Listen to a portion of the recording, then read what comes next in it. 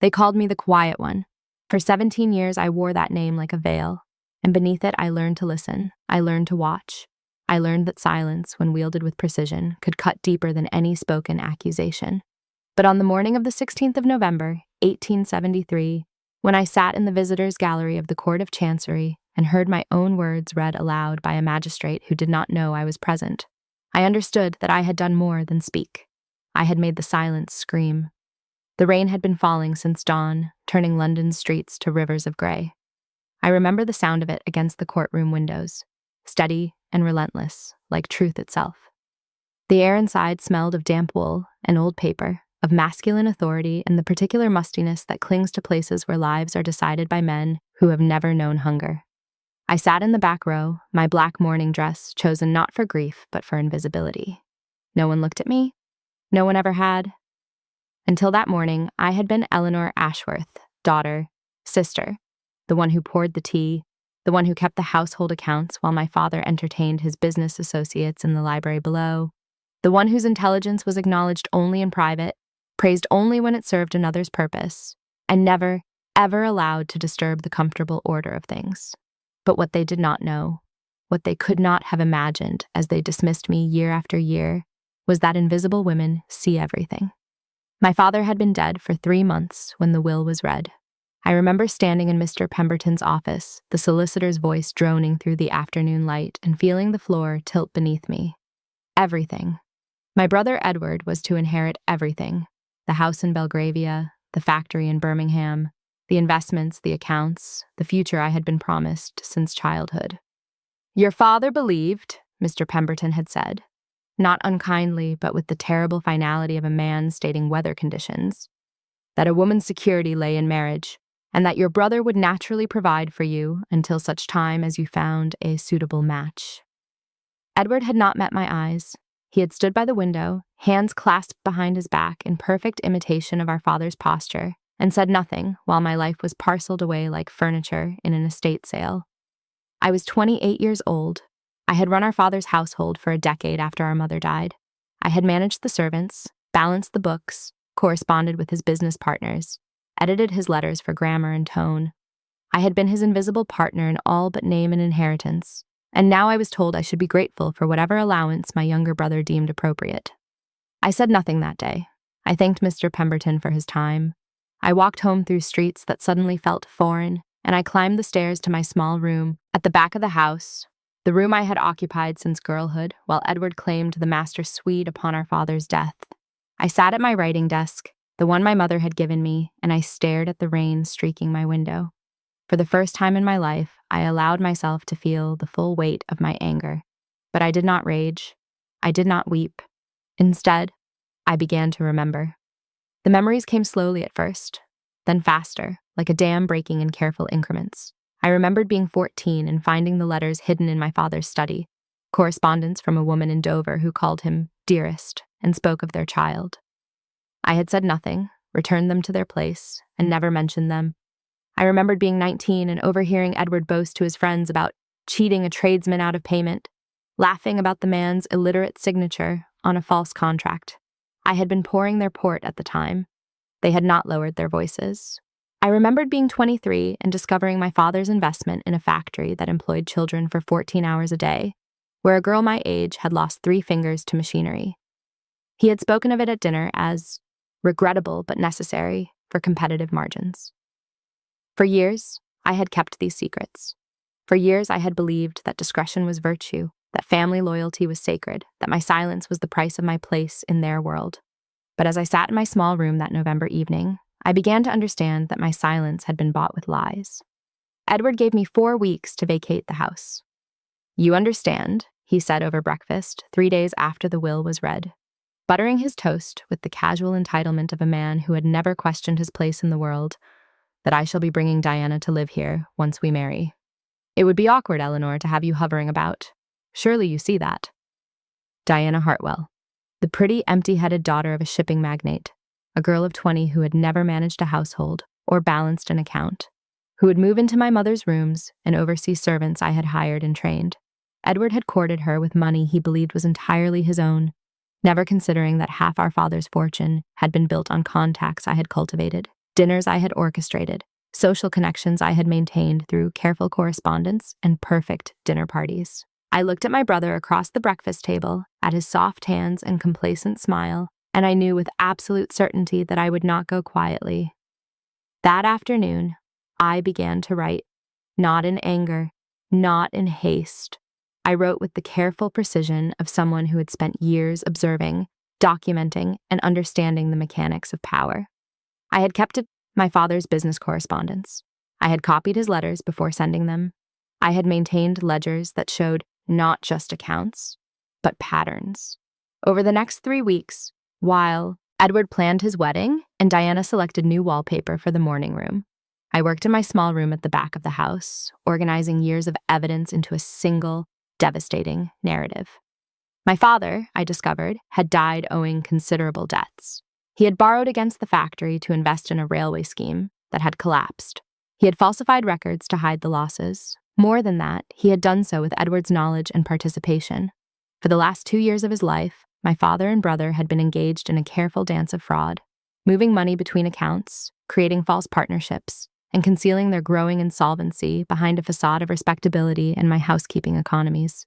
The factory that Edward now claimed as his inheritance was mortgaged 3 times over.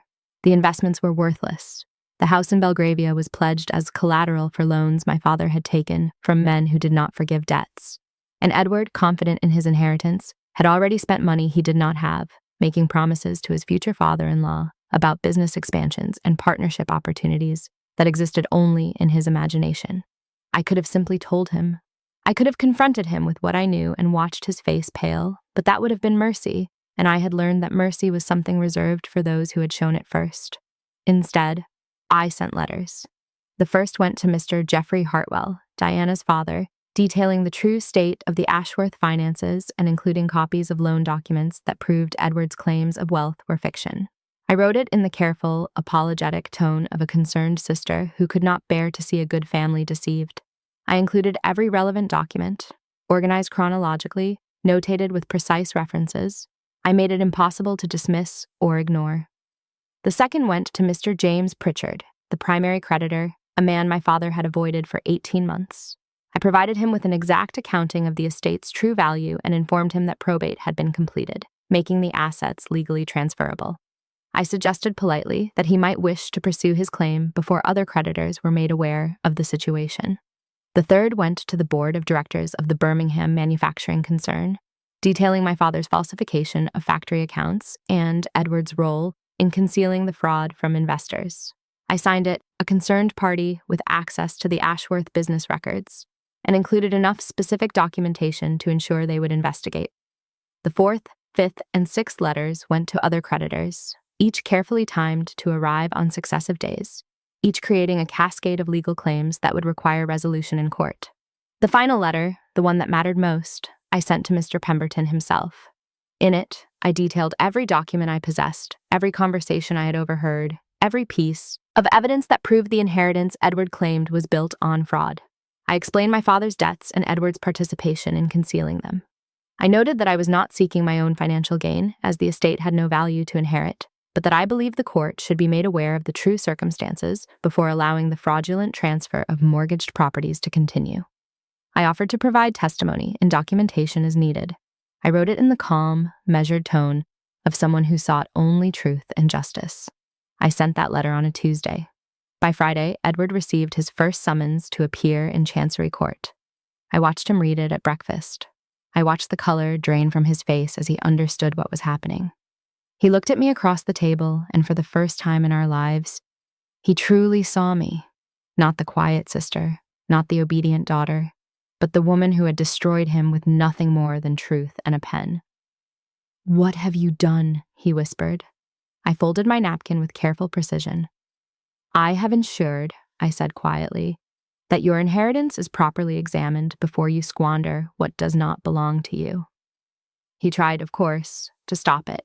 He hired solicitors. He claimed I was mad, vindictive, a bitter spinster inventing lies out of jealousy. But the documents did not lie. The ledgers did not lie. The loans, the debts, the falsified records, all existed independent of my testimony. All I had done was organize them and place them before people with the power to act. The case took 6 weeks to move through the courts. During that time, I watched Edward's world collapse with the systematic precision of a building demolition. Diana's father withdrew his blessing for the marriage. The creditors filed claims. The board of directors launched an investigation. The house in Belgravia was seized as collateral. Edward, desperate and cornered, made increasingly wild accusations against me, claiming I had forged documents, stolen records, conspired with his enemies. But I had done none of those things. I had simply stopped being silent. On the morning of November 16th, the Court of Chancery convened to hear testimony regarding the Ashworth estate. Edward's solicitor attempted to have my evidence dismissed, arguing that I was a biased party with no legal standing. Mr. Pemberton, who had reviewed every document I provided, stood before the magistrate and requested that a particular letter be read into the court record. It was my letter to him, the final one.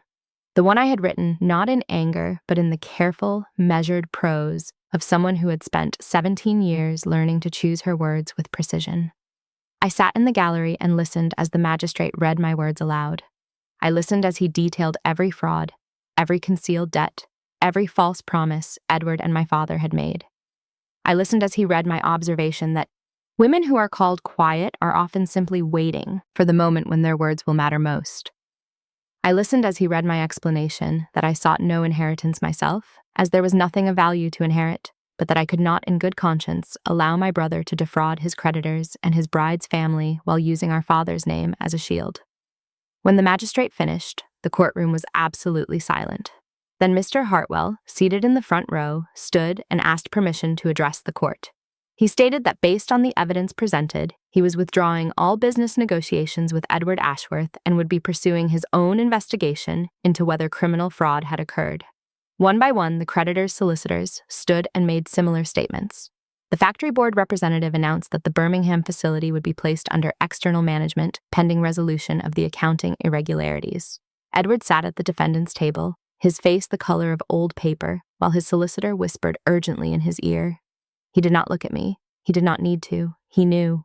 The magistrate ruled that the estate would be placed in receivership until all debts were satisfied. Any remaining assets would be distributed according to the priority of legal claims. He thanked me, by name, for bringing the matter to the court's attention and noted that my documentation had been exemplary in its thoroughness and clarity. I left the courtroom the way I had entered it, quietly, invisibly, but I was no longer the same woman who had sat in that back row. The aftermath unfolded with the inexorable logic of a story that had already been written. The house in Belgravia was sold to satisfy the creditors. The factory was liquidated. Edward, facing potential criminal charges, fled to the continent. Though whether he went to France or further, I never learned and never asked. Diana Hartwell married a banker's son the following spring. Mr. Pemberton, impressed by my organizational abilities and knowledge of business law, offered me a position as a clerk in his firm, the first woman he had ever employed in that capacity. I accepted. For the first 6 months, I worked in a small office at the back of the building, managing estate documentation and maintaining correspondence files.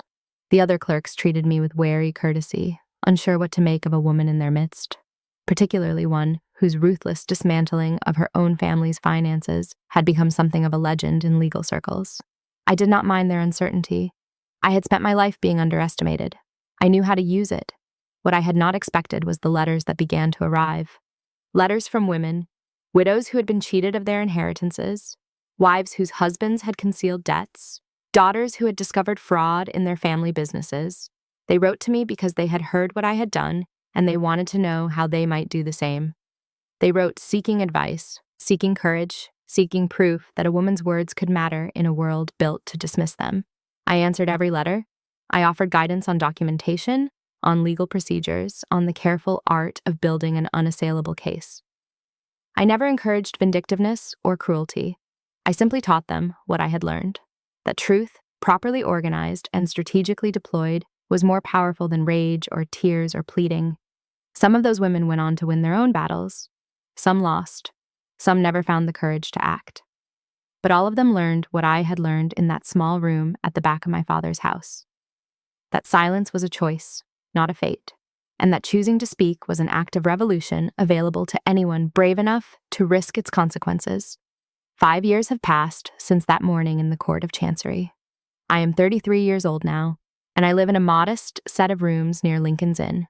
I have never married. I have no family to speak of, no social standing in the conventional sense. But I have my work, and I have my reputation, and I have the satisfaction of knowing that I am no longer invisible. Sometimes late at night when the rain falls against my windows, I think about Edward and wonder where he is, what life he has managed to construct from the ruins of his inheritance. I do not wish him ill. I do not wish him anything at all. He has become, in the end, what I once was, a person who no longer matters to my daily existence. What I think about more often is that morning in the courtroom, the sound of my words being read aloud, the way the magistrate's voice carried the weight of everything I had held silent for so long. I think about the power of documentation, of organization, of strategic patience. I think about all the years I spent being quiet and how that quiet was not weakness but preparation. They called me the quiet one. They thought it meant I had nothing to say. But I had been listening. I had been watching. I had been learning the architecture of their world so that when the moment came, I would know exactly where to place my words for maximum effect. The revenge I took was not violent or cruel. It was simply true. And truth, I have learned, is the most devastating weapon available to those who have been trained in its patient, precise deployment.